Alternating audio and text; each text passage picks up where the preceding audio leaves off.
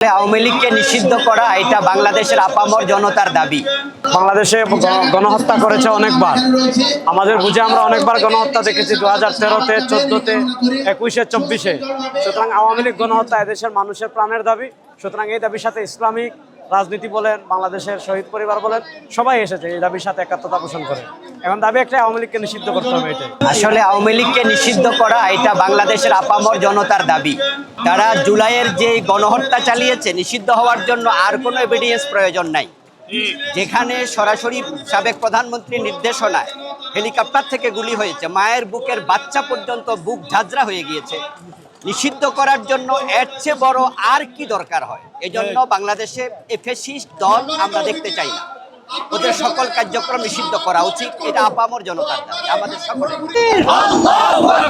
দিল্লি না ঢাকা, ঢাকা ঢাকা, দিল্লি না ঢাকা, ঢাকা ঢাকা, ঢাকা ঢাকা, সংগ্রাম, আপোষ না সংগ্রাম, সংগ্রাম